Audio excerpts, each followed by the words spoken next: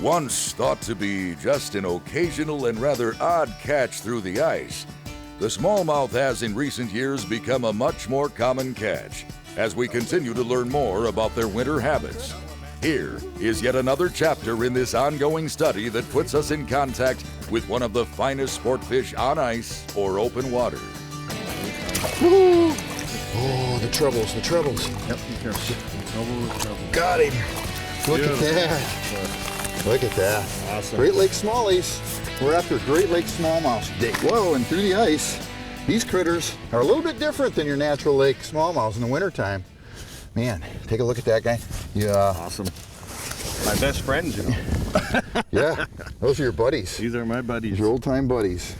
Yeah, Chris Beeksma here is a guide on this system on Chequamegon Bay on Lake Superior.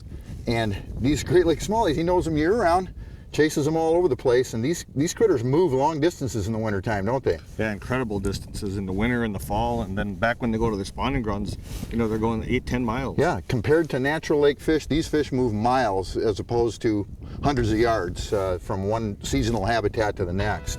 Good job, buddy. That's a way to start out. Got him. Whoa, that's a good one. Wow. Whoa. Aren't a lot of systems where you can catch smallmouth like that through the ice. That is a toad. Now, these Lake Superior smallmouths get this big because they're long-lived creatures. They live long lives up here in the North Country.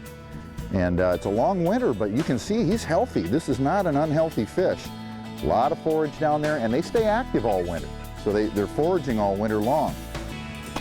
Right down the hole you go.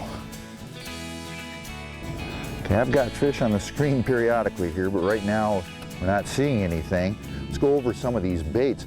A classic spoon in winter, and whether you're in open water down south or whether you're up north fishing through the ice, is a Crippled Herring from Lure Jensen.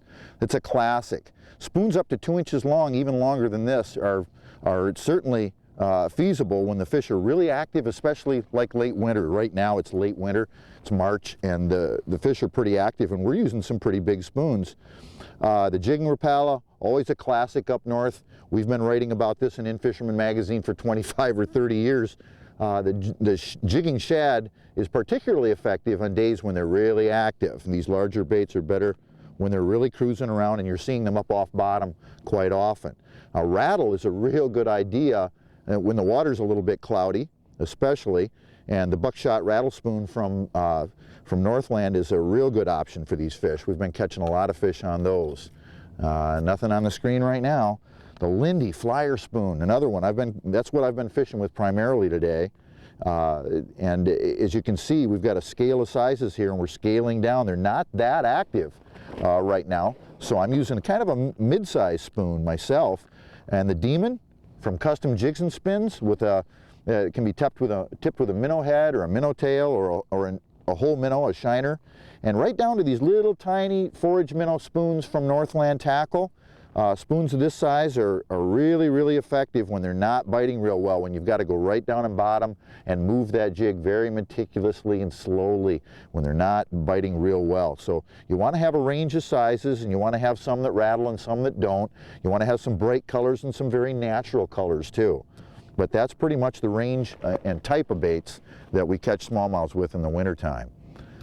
Okay, for tipping, we've been using a couple of wax worms on the jigs today, but you can also tip with bits of gulp and or Berkeley power bait, something that adds a little scent. I've been taking little pieces of these gulp eggs and putting them on to add a little flash of color like you would have with a flicker blade on a spoon. Just taking a piece of the egg and running it up into the center of the treble and kind of pushing it into the center, and then either tipping it with a wax worm or a minnow.